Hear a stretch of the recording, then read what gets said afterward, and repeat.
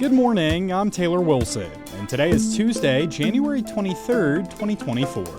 This is the Excerpt. Today, it's primary day in New Hampshire. Plus, the Supreme Court rules on razor wire barriers at the southern border.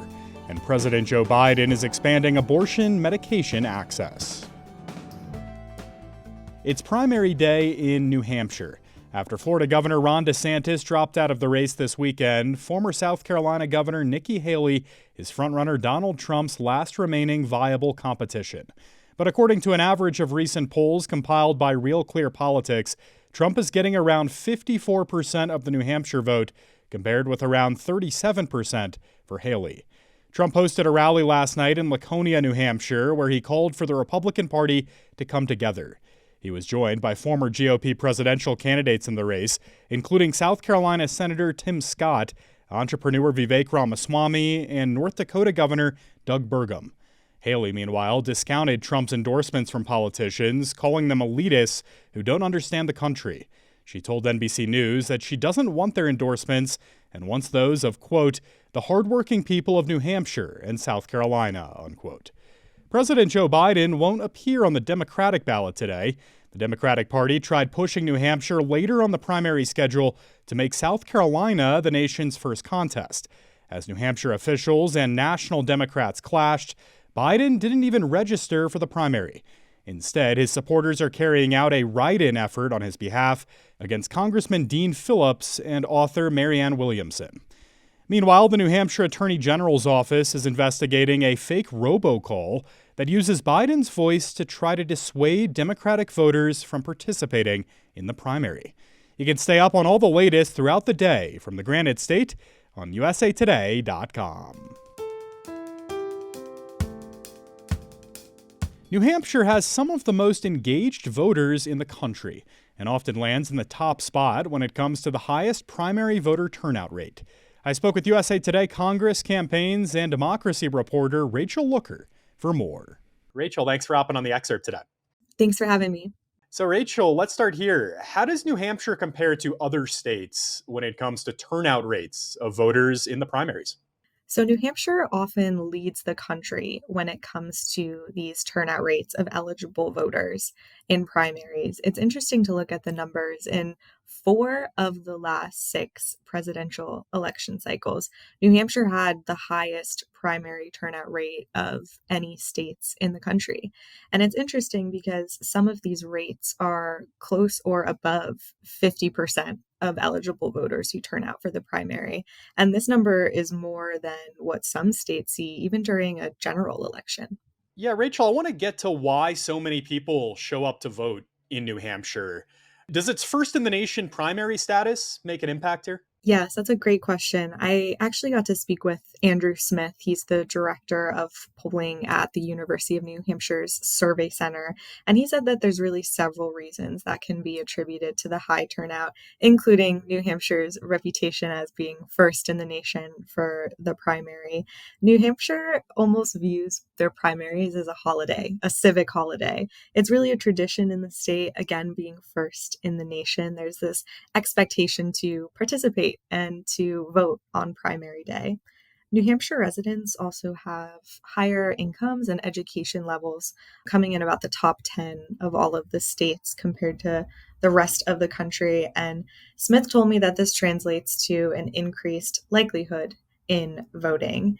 And one of the other reasons he mentioned is candidates spend a lot of time campaigning in New Hampshire. After the Iowa caucuses, they usually head over to New Hampshire. The state is smaller, so it makes campaigning and holding different events and town halls in all corners of the state a lot easier. So with voters kind of being bombarded by these campaign events and seeing these candidates, they often are more engaged.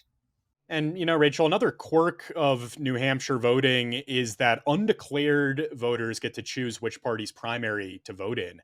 How much of a factor is this in boosting the turnout? It's definitely a factor to consider when looking at engagement in the state. In New Hampshire, an undeclared voter gets to pick which party's primary they would want to participate in. So that just gives voters more options, more ways that they can participate in the process, which increases the likelihood they might turn out. All right, and $1 million question. It is primary day. What can we expect from voter turnout in the Granite State later today? So there's absolutely an opportunity to break records later today in New Hampshire.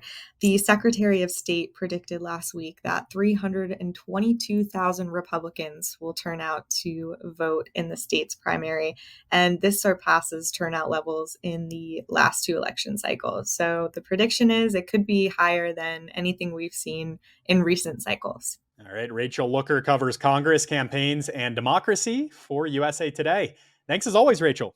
Yep, thanks. The Supreme Court yesterday allowed the Biden administration to remove razor wire barriers that Texas built along a 29-mile stretch of the Rio Grande meant to block migrants at the southwest border. The 5-4 ruling marked a temporary victory for the Biden administration, giving the federal government the upper hand in its fight with Texas, while the underlying lawsuit continues. Republican Texas Governor Greg Abbott installed the razor wire as part of a broader effort to deter undocumented migrants from crossing the border. But the Department of Homeland Security said federal law gives Border Patrol agents authority to access private land within 25 miles of the border, and that state laws cannot be used to stop those agents from carrying out their work. The agency told the Supreme Court that the razor wire is affecting migrants who have already entered the United States and making it harder for federal border agents to apprehend them. Texas Attorney General Ken Paxton said yesterday that destruction of the state's border barriers will not help keep Americans safe. And he said the fight is not over. President Joe Biden is expanding abortion medication and contraception access as part of a broader abortion strategy ahead of the 2024 election. I spoke with USA Today White House correspondent Joey Garrison to learn more. Joey, thanks for hopping on. Hey, Taylor, thanks for having me.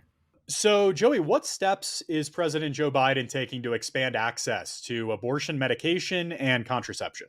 Yeah, so one of the new actions is expanding coverage for no-cost contraception through the Affordable Care Act under new guidance from federal agencies. In addition, federal employees will have greater access to contraception under other federal guidelines to be issued to insurance providers. And then the Health and Human Services Department is reinforcing to insurance companies as well as Medicaid and Medicare programs that they must provide contraception to people they serve. So again, these aren't the biggest actions in the world, but the Biden administration is trying to do everything it can with its federal authority to provide and ensure access to abortion. Joey, does this latest move from Biden show a strategic shift to his presidential campaign to really double down on abortion issues as a motivating force for his supporters?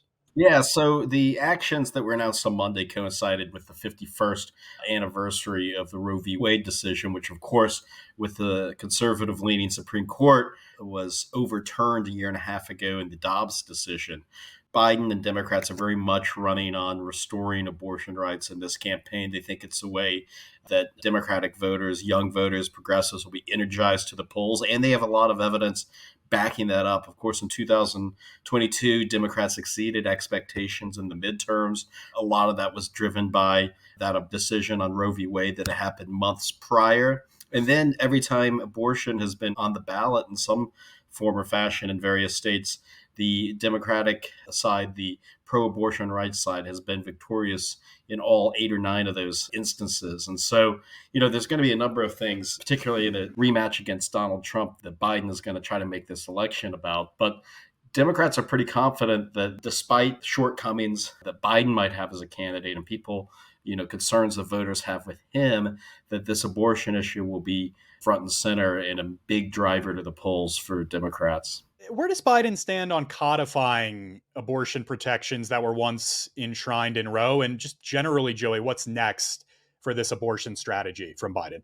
President Biden's big pledge, and he's been making this for some time, is, he wants to get support in Congress to codify the Roe v. Wade protections that were later overturned. That's obviously a big hill legislatively because you probably need a Democratic-controlled House, which isn't the case right now, but also probably a strong enough majority in the Senate where you could overcome any sort of filibuster. That would be like 60 votes.